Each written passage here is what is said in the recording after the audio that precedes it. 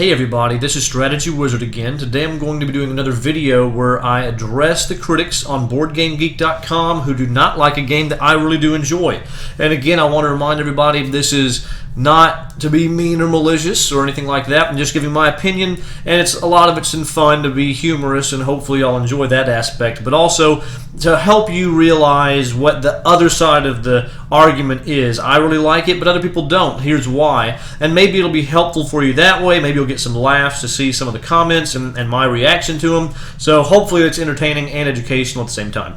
That being said, I really like Not Alone a lot. It's a game that it hits somewhere really special for me because it's one versus everyone else, and it does it in a way that's unique. It's not like a dungeon master against a bunch of people exploring a dungeon, and it's not social deduction where there's a hidden bad guy against everyone else is trying to find out who he is, or a traitor or whatever. It's not like that. It's just this creature is trying to find out where you are, and they're guessing where you're hiding and trying to catch you. Therefore, they can influence you to be destroyed and become part of his world or whatever. And it's just a really cool mechanism, the way the good guys are trying to hide in the locations to use the abilities, but the bad guy has special cards that let him really do a good job of finding them or hurting the good guys in some way.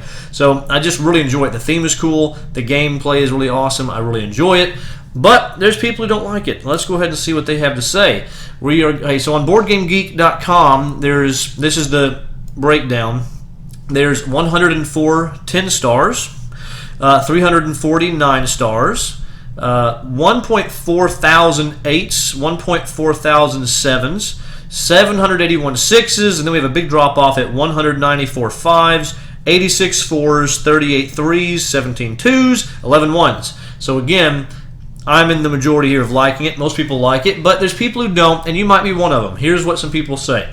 Starting with the ones, the most extreme, we have this guy who says, mind-numbing experience. One of the dullest games I have ever played. He doesn't say why, though. And obviously, I can't really argue against it or even validate his criticism because he didn't say much, so that's unfortunate. This guy says, very bad. Then he says a bunch of stuff in another language I don't know what it is. It says he's from Italy, so obviously it must be an Italian. Too bad. Not recommended for 2 players. Absolutely disgraceful in this day and age. How in the world is it disgraceful? And to me, it's great with 2 players. I really enjoy it. So I don't really know what the problem is. But again, if people don't tell me why, I can't really help anybody or argue with them. We have another one that's in a different language. We're in the 2 stars now. This guy actually gave it 1.5, but they put it in 2s because they round up. I can't see how this is a game for the hunted players. They just randomly play a card and then hope the alien doesn't just steamroll whatever you want to do. I don't know how this is fun for anyone. The reason why I think it's fun, yeah, to a certain extent he's right. He says he's not right because he says randomly play a card and then hope the alien doesn't just steamroll whatever you want to do. It's not random. There are certain places that are better than others almost every time, and it's a psychological battle of trying to figure out what's the best place to play. What would the bad guy think I would do? Do they think I'm going to go to the rover? Do they think I'm going to go to the beach? And it's that mind game trying to figure out, where do they think I'm going to be? Where do I want to be? And is there anything that's so powerful I really need to do it right now? Or is it worth taking a chance? Or do I spend those will tokens so I can get more cards back from my discard pile so the bad guy doesn't know as much about what I have left in my hand? There are tough choices that have to be made, and a lot of it is psychological. It's not random. You don't just pick a card and randomly play it. I mean, you could do that, don't get me wrong, and then, yeah, it wouldn't be fun. But it's trying to figure out, how far are you willing to go as far as doing what you really want to do and taking that risk that the monster's not going to try to find you there. To me, that's enjoyable. This guy obviously does not. This guy just says, just not fun for anyone. Hunter always wins. I totally disagree with that. The Hunter, in my opinion, in some ways is kind of tough to play because they're both balanced to me. I think the game is balanced, but the Hunter really has to get into the psyche of the hunted because the hunted, they're trying to lead him astray by either, going where it's not expected or actually playing the best choice and surprising the monster that way. So I don't think that the hunter does not always win in our games, I can assure you. Maybe these people just don't know how to use reverse psychology or be sneaky. Then we have this guy, another language I can't do. This guy says, very poor scaling, just does not seem to work above 4 players. Almost impossible for the hunter. That's interesting. This other guy said hunter always wins. This guy says if it's 4 or more, it's almost impossible for the hunter. Even at 4 players, it requires perfect play by the hunter to stay in the game, never mind win. Now, I haven't played with that many, so honestly, I cannot respond to that per se. The only thing I can imagine is I'm trying to understand why would that be? The hunter, in my opinion, has a greater chance of finding someone, which moves them forward, because if there's 4 players, there's a larger chance of a distribution over the first 5 locations. Possibly 4 of the 5 will be chosen, in which case you have almost a guaranteed chance of catching at least somebody, and if you catch them, you're moving closer to winning. So I don't know why they're saying that it's almost impossible for the hunter. I don't know. I don't know why that would be.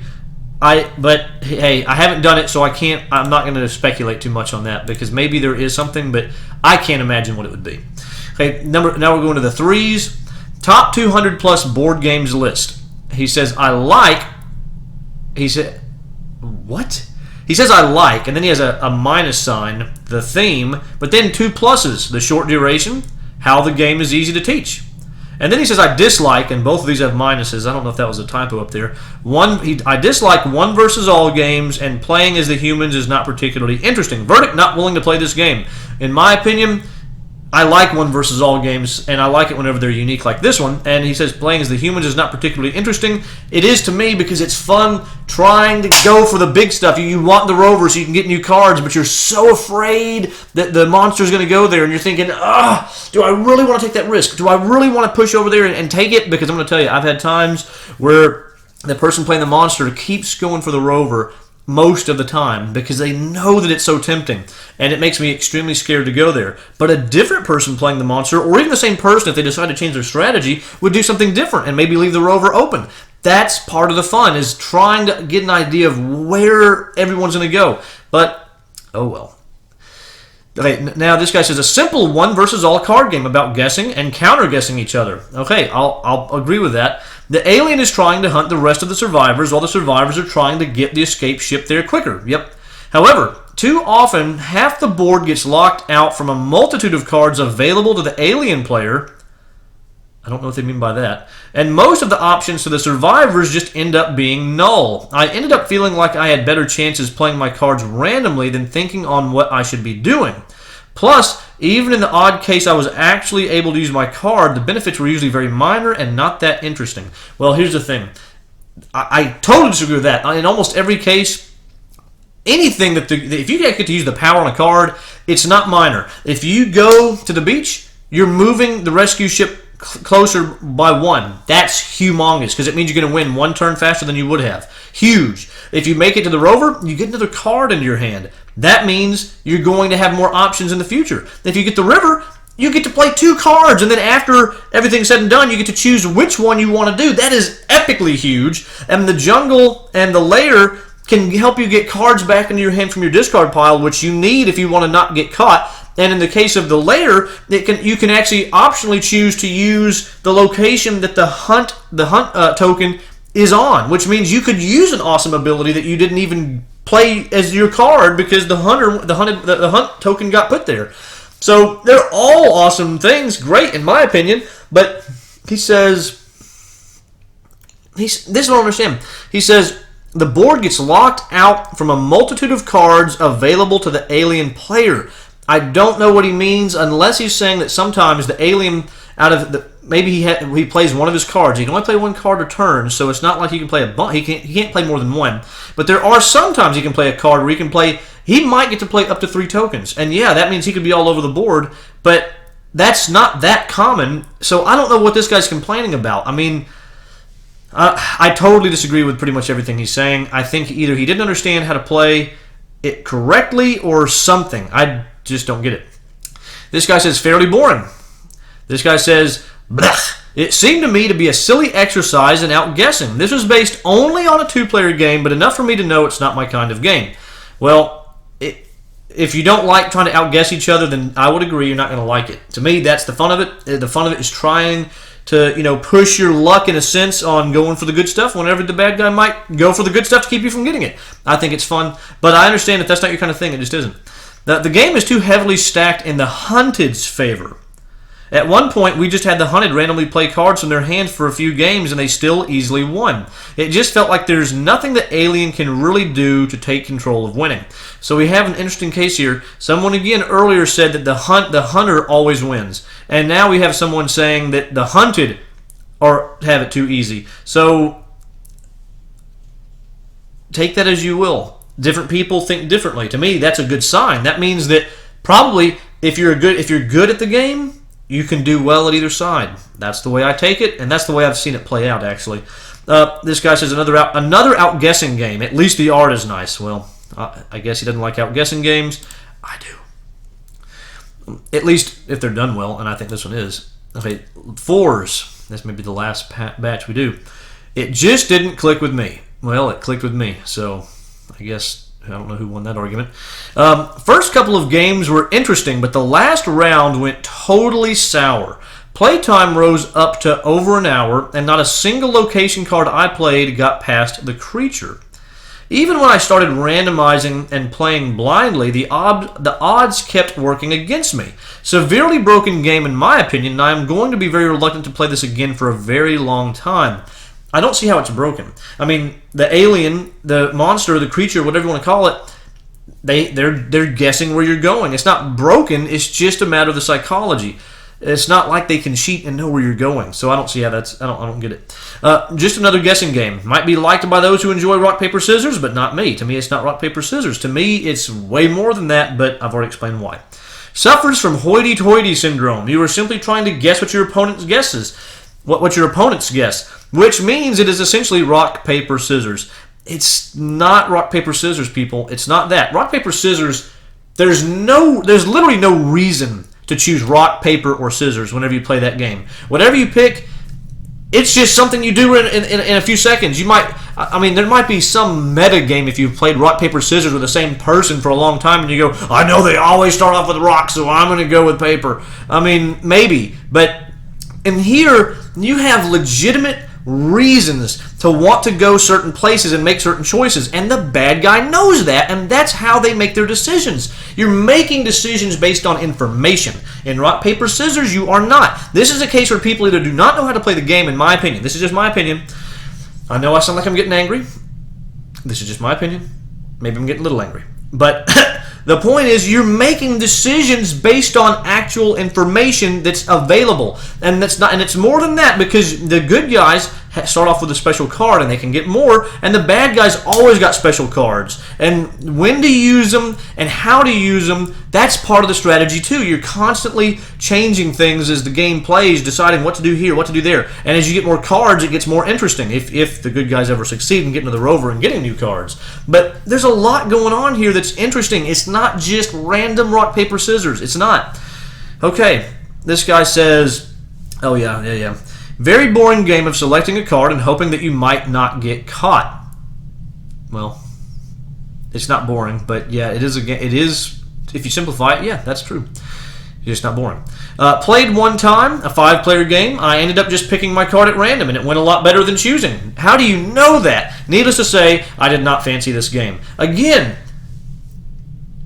how does that mean the game's bad? Just because he made it bad, in my opinion, because he just randomly chose. Obviously, from the very beginning, seemingly, let me go back and see what he said. He says, I ended up just picking my card at random, and it went a lot better than choosing. So I take it that he started off choosing, and he was not doing so well. Then he chose randomly. You know why? Because whenever he was choosing, he was probably picking things that the creature player knew would be good choices, and so he went there. Then whenever you do it randomly, and the creature doesn't have information, yeah, I'll agree. That does change things. It makes it harder for the creature to know where you're going to go because you can't use your psychology. But to me, that is breaking the game. You could do it if that's how you want to do it. There's no rule against it, but it takes away what makes the game fun, which is the challenge of trying to guess where they're going to go. And And all I can say is apparently he was too predictable while he was actually trying to choose. That's not a problem with the game. That's a problem with him not playing properly to try to avoid the creature knowing where he's going, in my opinion. So let me know below if you agree or disagree, please. Okay, this guy says random and repetitive. Well, it's not random. In fact, it's like the most unrandom game. There's no dice. The only random thing is the cards that get drawn by the monster, and if you get any more new cards or the initial card of the good guys, that's random. But they're all powerful and they're all good in their own way. They don't make it to where the game suddenly just swings radically. But apart from that, it's not random. Unless you're like this other guy and you just throw a card out there. Oh, I'll just play a random card to see what happens. Yeah, that's random, but you shouldn't play that way. That would not be fun. I would agree. The idea of the game is good. It has nice artwork and cool player interactions. However, it appears the game is totally unbalanced. Everybody I talked to has never seen the alien lose. I have, so... And other people in here keep on saying that the hunted have the advantage. So again, this is another case where it's really about... That's how you know, in my opinion, that's evidence anyway, that it is balanced. Some people say it's in favor here. Other people say it's in favor here. That must mean that in reality... It just depends how good you are at the game, my opinion. It's okay, but nothing special. Rules are short, but didn't bother to clarify some interaction of Hunter survival cards. I think I'd rather play the hidden role games than this one. Oh, okay. Fair enough. I can't really argue with you there. The game is okay, but I don't personally like the one... I don't, that must have been a typo. Like the one versus many style. I do. He doesn't. Oh well. Well, now I think I'm gonna stop there. I just want to read a 10 just to make myself feel a little better. This guy says, "What a brilliant design! Moreover, with great survival theme, compact size, and perfect balance between intense bluffing, calculating probabilities, and simple luck." So that's more like that's a 9.5 actually, and a 10. This guy's had a great party game. I played this game 20 times in a row with my family on a cruise. The variety of play really increases the replayability. Okay, I feel better. So some people really like. Most people like it. Few people don't. But at least that gives you an idea of why people don't like it. Maybe that'll help you understand if you like it or not. Either way, I still really enjoy it a whole lot, and I look forward to playing it a lot more. But in the meantime, I appreciate you watching the video. If you enjoyed it, you can give me a thumbs up or subscribe if you want to see more videos like this. I'm going to continue doing them, cranking them out, and I look forward to seeing you on the next one. Take care, everybody. See you then. Bye.